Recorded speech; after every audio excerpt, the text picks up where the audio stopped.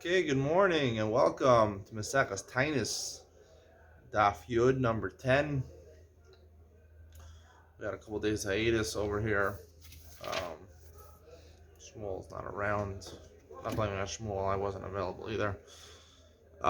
Anyway, let's get back on track. Daf Yud.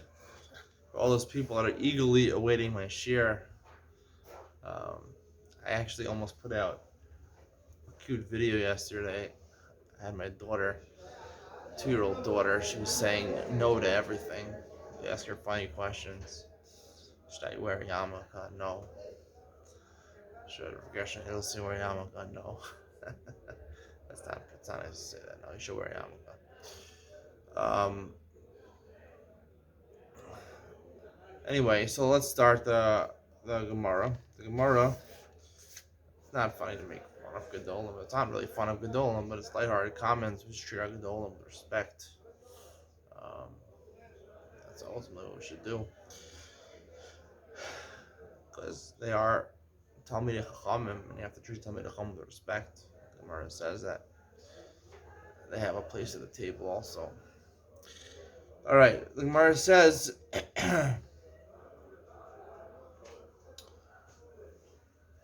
two lines from the bottom on Teramad Beis. Come on, Az Lahad Amar Rabichnina Konis Kaneme Ayam No Semba Tzaros to Homos.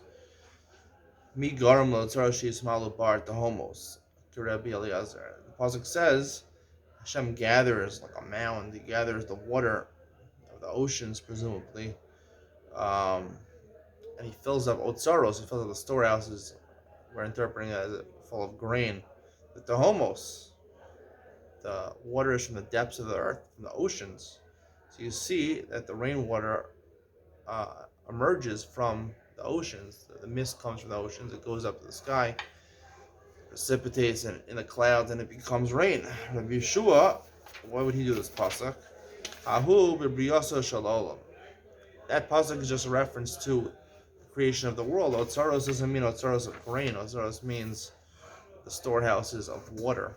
Usually, the world was completely covered with water, and Hashem made it into oceans, and the land emerged from among the oceans. Eretz Yisrael nivrei stchila, top of Yudam Alta. Eretz Yisrael nivrei stchila. Eretz Yisrael was created first. V'chola olam kulo nivra l'basof.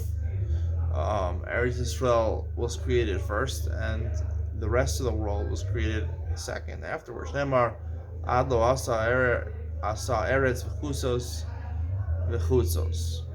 Until Hashem made Eretz, which is a land, which we're interpreting as referring to Eretz Yisrael, v'chusos, and land outside Eretz Yisrael. So you see that comes first. Eretz Yisrael mashkos HaKadosh Baruch ba'atmo v'chol ha'olam kulo al yidei shliach. Hashem personally waters Eretz Yisrael with rain, and other lands He sends a shliach to do that. Shneimar no say matar al pnei Eretz v'sholeach mayam al pnei chutzos. Hashem rains water on Eretz. V'sholeach, He does a shlichus. He sends a messenger, He sends a malach, whatever that means, to rain on to place water on other lands. Eretz Yisrael shows to make shalom cholon kulon mutamzis shneimar anos in matar al pnei Eretz. Visholech ma'am apnei chutzos. Another difference in that pasuk says matar. Matar is rainwater. Rainwater comes in Eretz Yisrael, and mayim, which is any water, which is not necessarily rainwater. Um, what's the difference between water and rainwater? What's the difference between spring water and sink water? Water you get from your faucet. It's not as pure, it's not as clear, it's not mineral water, it's not like rainwater. Um, not saying there's bacteria um, in water that goes to other lands, it's just not as pure, not as 100% water. There's derivatives mixed inside. Eretz showed that Chila, V'chola Olam Kula, V'sosh Nemer Nosei Matar Al Pnei Aretz. Like we said before, Hashem puts rain on Eretz Yisrael. Mashal Adam Shemagabel Asagvin Notal Sa'ochel Meiniach Esapsol. Some beers making cheese. You let milk, rot or decompose. It forms cheese eventually. Fermentation, it produces cheese, becomes spoiled, and there's cheese, and there's whey. The whey is the liquidy portion, solid portion is the cheese. You take the cheese, the ochel, you put the particles of cheese together, and you leave the psolas, the whey, for the other lands, for other lands. Amar matkin hin ba'avim minalan. So Rabbi Elazar says that the question was, Rabbi Elazar says that rainwater comes from the ocean. So the problem was, it comes from the ocean, it's salty. Why is rainwater not salty? So he said that it becomes sweetened in the clouds. Minal. What does he know? So now the darkness of water comes from thick clouds. Different pasuk says chashos. The lashon of a sieve. A sieve of water comes from the clouds. So two different psukim. What do we do with these two different psukim? Shakal kaf v'shadi aresh. You combine the two psukim to make a new word. V'kari be'chachashras. It's from the lashon of hechsher, of preparation. That the water is prepared in the clouds. What preparation does it undergo in the clouds? It becomes sweetened. Rabbi Yeshua Bahani Krai My Darshiva. He doesn't learn to become sweetened. He learns that water comes from Mayim Elyonim.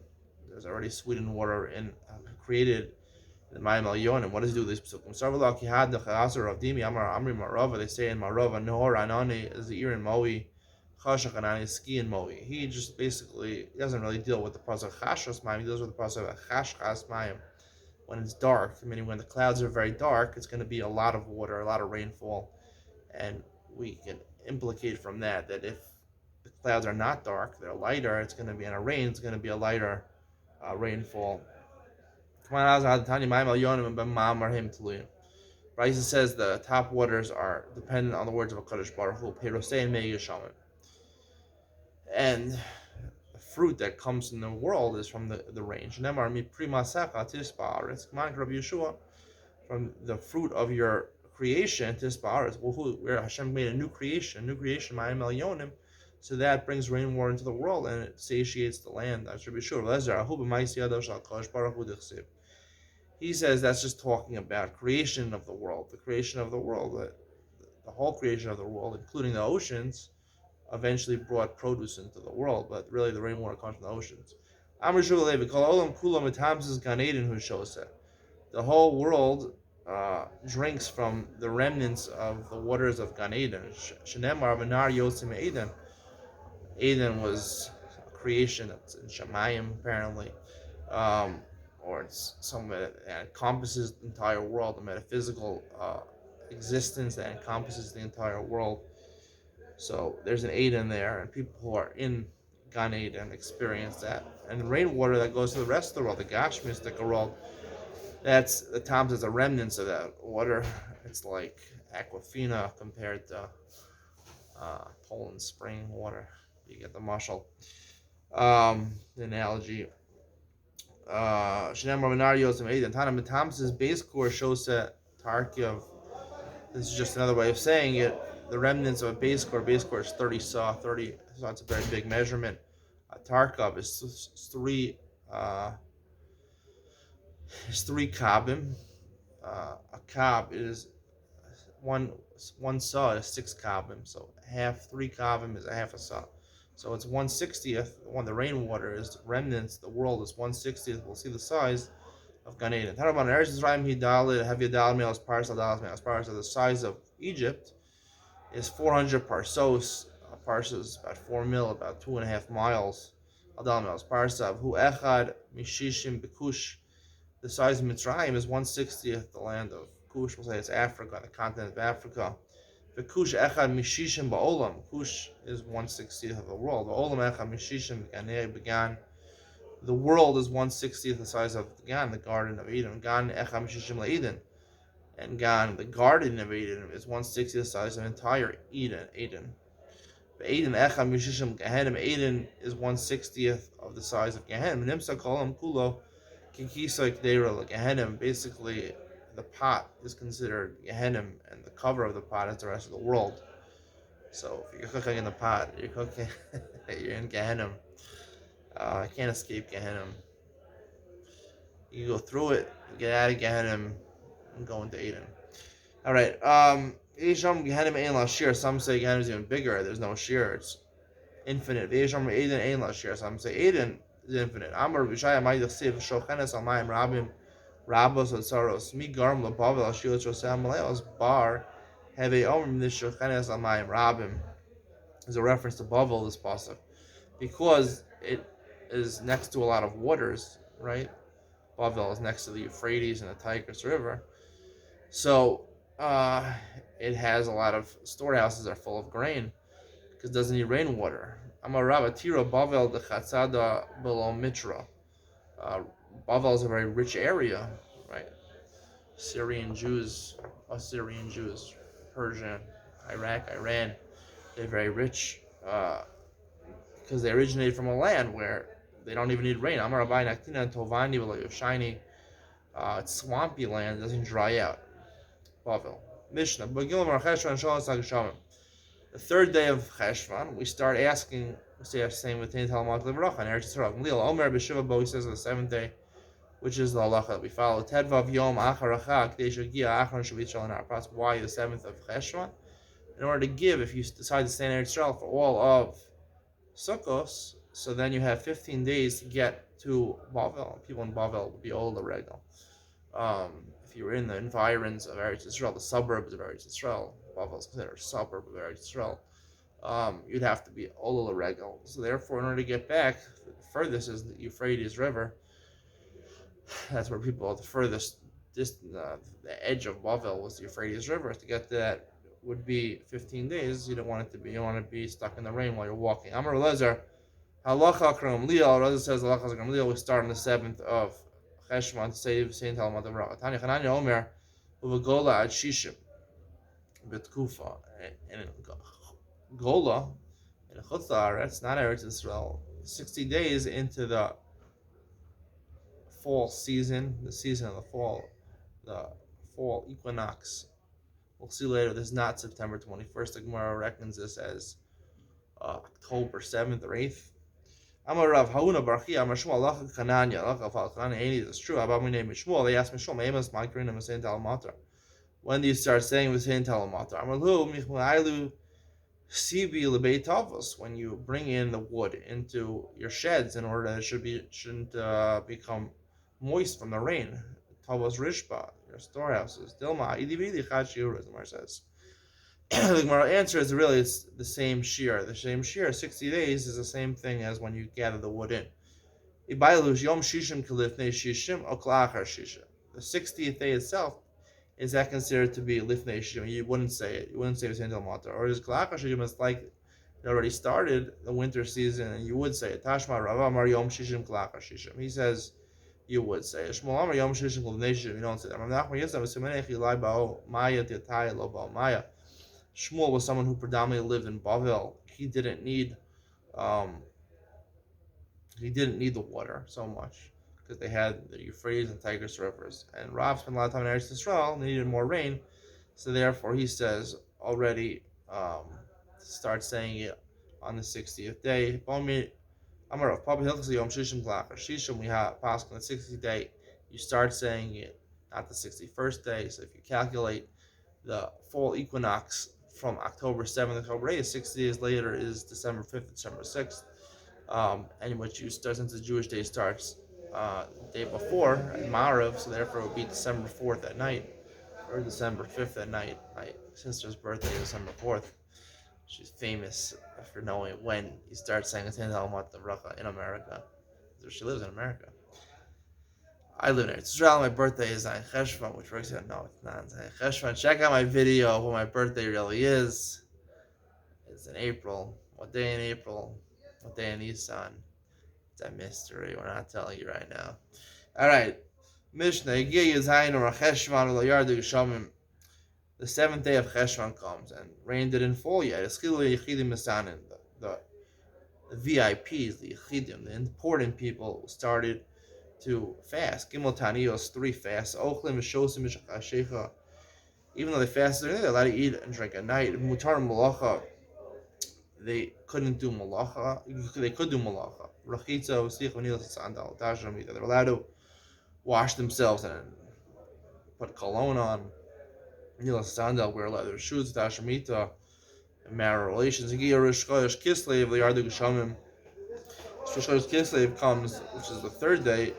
Yisham did a full basin goes in Shalosh Tanios Al Sibor. That time there's three fasts that everyone has to fast. Even during these fasts, you're allowed to eat at night.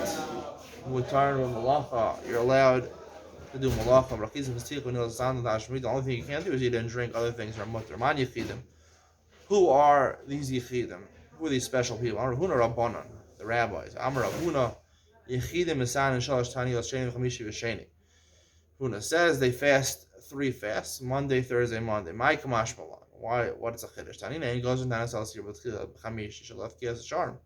Bryce says you don't start fasting on a Thursday because you'll inflate the prices in the market. Because if you fast on Thursday, you have to eat a big meal Wednesday night. Plus, you're gonna have to buy food for Shabbos, so people are gonna be a rush to hoard food. Prices, people think there's a famine. Prices will go up, so it'll be problems. Therefore, they start the first fast on Monday. So therefore, it's only for food for Sunday night. No food for Shabbos, so people wouldn't think there's a rush on food. So people are hoarding food, the prices won't go up. The same, so you see it, the Bryce says explicitly that you start Sheni Chamishi Sheni. That's only applied by a tziro. But only a private fast for select individuals. That's not going to raise the prices. We're still worried about the prices. They do it Sheni Chamishi Sheni. If one of those days Sheni falls out on Rosh Chodesh, you don't fast.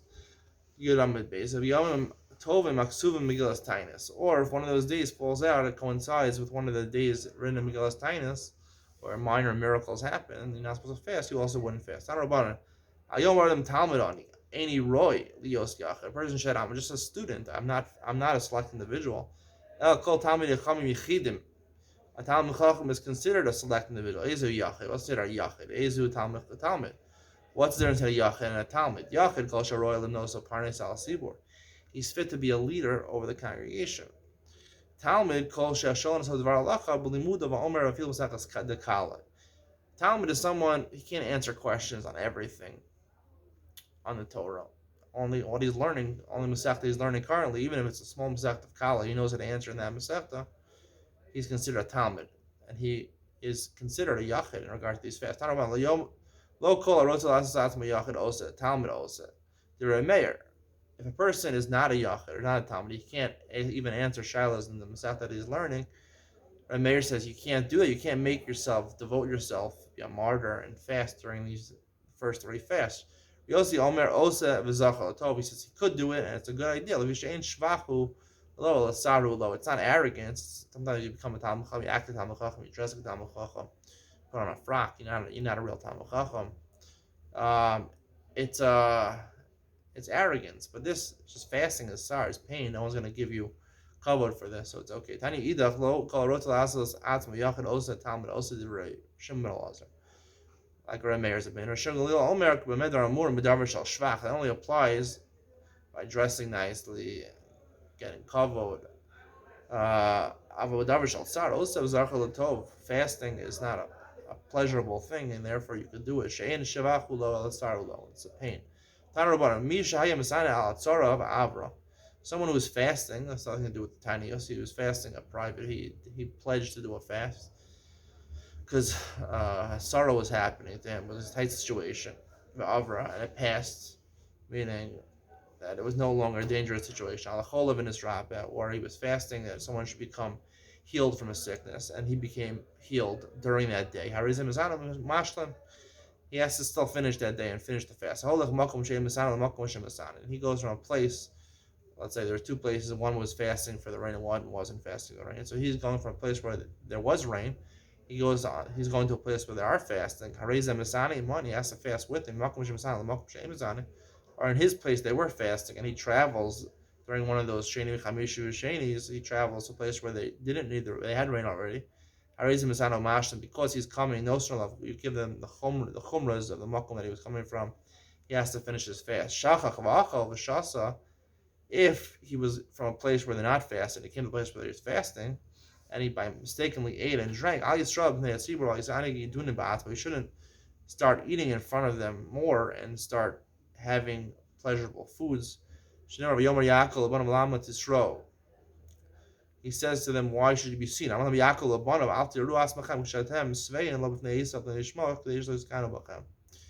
You shouldn't appear like you're rich and you're successful and Yishmael, because then they'll be jealous of you and they'll start fighting with you.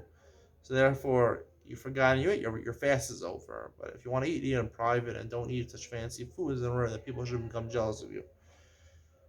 And the Gemara continues with discussions of Yaakov and Yosef. Yaakov is his children, and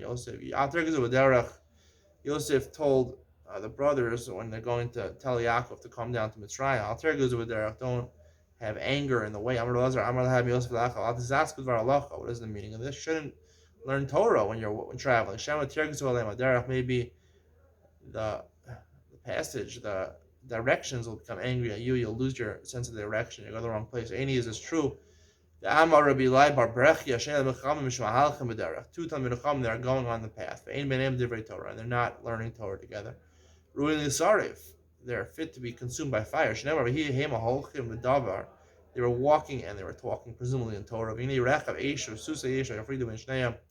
was a chariot of fire and horses of fire, and they divided between them. Time of the Ikadibur, the reason they were saved from this fire is because they were speaking and learning. How Lekadibur, where there was not speaking, really started, they would have been burnt. So you see, it is a good thing to speak, presumably in Torah, while you're walking. Lokash, Alanigras, Aliyune. If you're speaking just to review what you learned, that's okay. Aliyune, that you should do. Aliyune, to be ma'ayin, to think and learning, that you should avoid. Another shot. You shouldn't do a psia gas. You shouldn't walk arrogantly. And you should go into the city while the sun. You should go in for a lodging when the sun is still out. Mar said, one of the Rabbanim said, if you walk arrogantly, it takes 1/500th of your eyesight away. What does that mean? To Rav Yehuda Marav,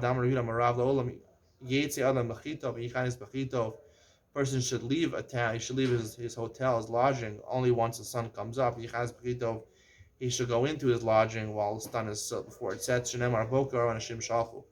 Once the sun rose, then the people left. If